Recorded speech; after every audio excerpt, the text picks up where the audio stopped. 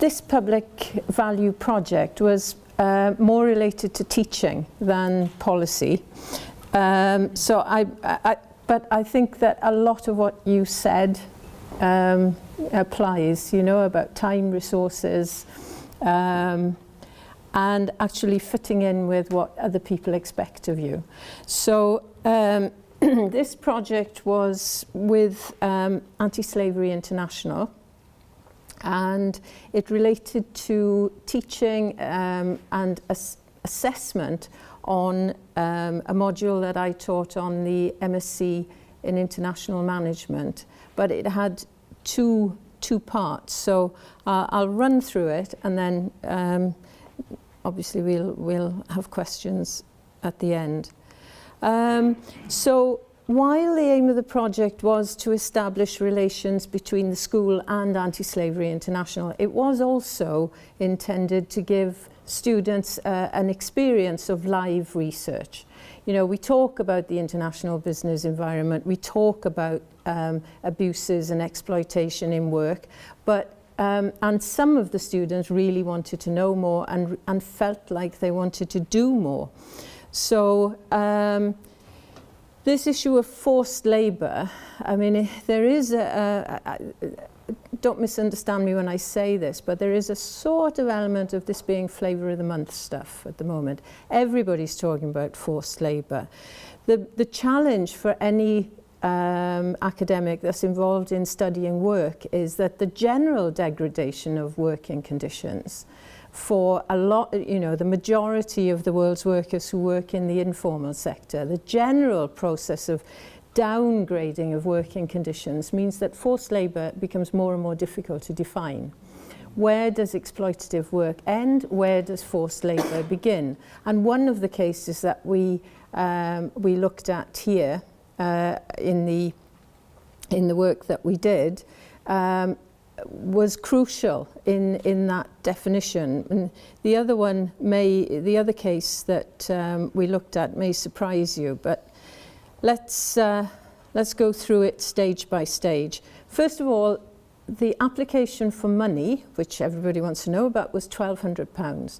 That £1,200 was mainly spent on travelling back and forth to the offices of Anti-Slavery International and other events that we attended in London.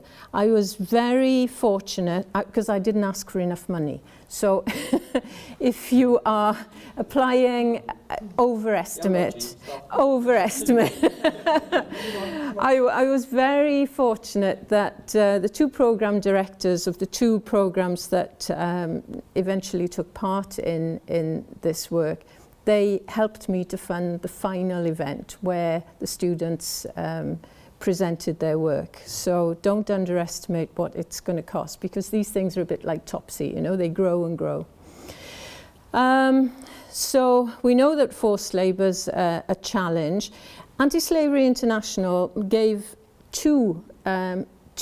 there were two parts to the teaching engagement. The first was that for the module that I taught on the MSc International Management, Anti-Slavery International gave us some research that they wanted done, and that was given to IBE students to do independent research and present to Anti-Slavery International here in Cardiff. Not all the students presented their work. There was a selection of, I think it was about 4 of the best pieces of research to present to Anti-Slavery International. And, much to my surprise, the research that the students developed was actually informative for Anti-Slavery International.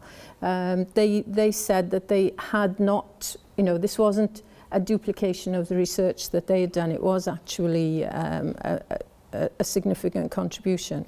And the second element of what Anti-Slavery International allowed us to do was to give 4 students access to research that was then used as primary data for their final dissertations.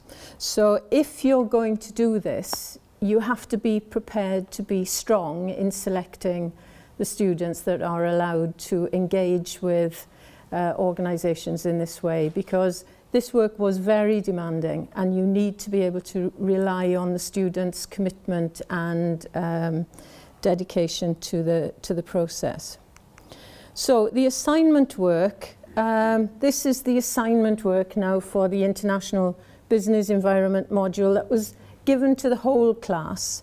And in groups, what they were asked to do was to research, present and write about the impact of the EU's general system of preferences on core labour standards. Now that might not sound particularly, riveting or interesting, but the students took it up really, really well, because when they were looking at particular countries, they were given a list of countries that they could choose from, and they had to choose 2. And these countries were chosen by Anti-Slavery International because there are particular issues in those countries around forced labour and poor labour standards. And surprise, surprise, all the groups came up, there was varying standards, but whichever country you go to, the EU General System of Preferences, which is a preferential trade tariff system designed to stimulate trade and commerce in so-called developing economies. And you have different grades of preferences to stimulate trade, but they are tied to core labour standards in theory. So, in order to qualify for a trade benefit that's included in the GSP system. For example, you have to commit to not using child labour, and the state has to commit to preventing that. It has to commit to various core labour standards. And what the students found was that effectively GSP does very little in that, in that respect.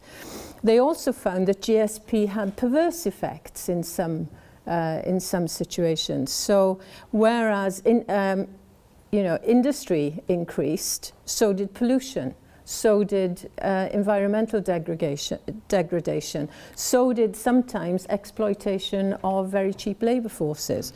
So there were some really interesting things that came out of that research that fed straight back into the module. And then the dissertation topics that Anti-Slavery International gave us for the 4 students who did these topics were, again, perhaps you might not think that students would rush to look at Section 54 of the Modern Slavery Act.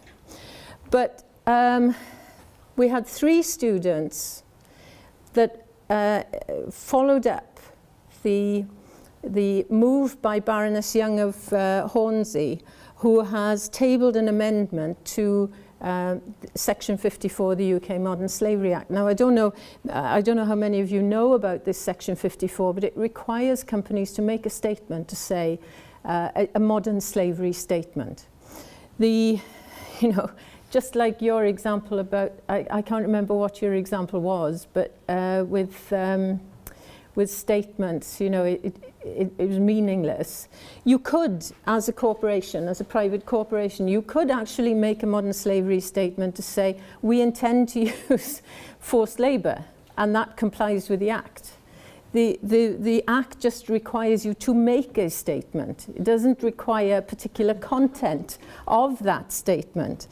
But in the public sector, you don't have to make a statement, because there's a sort of assumption that forced labour isn't in the public sector supply chain. Well, it is.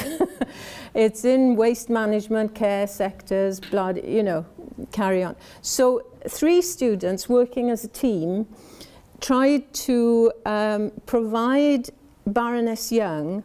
Baroness Young wanted more evidence to try and push the amendment of this Act up the parliamentary calendar.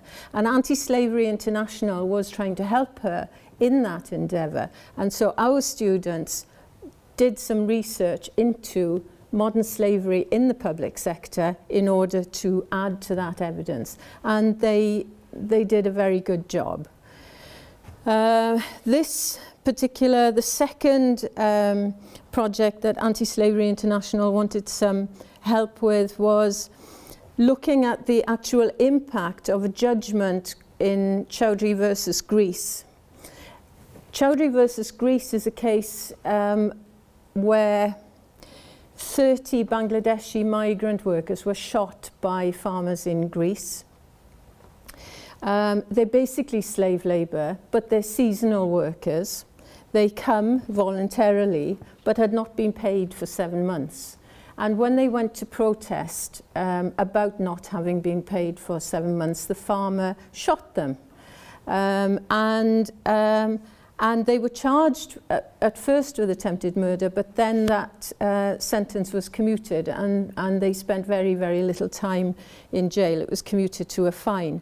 Now, there was then a case taken at the European Court of Human Rights by Simon Cox, London barrister with the Open Society, to hold Greece to account for not upholding its duty to combat forced labour. And they won that case. But Greece's defence was that as seasonal workers, these weren't forced labour. So, you know, it was not, they could come and go, they weren't chained up. They could come and go, so they weren't forced labour.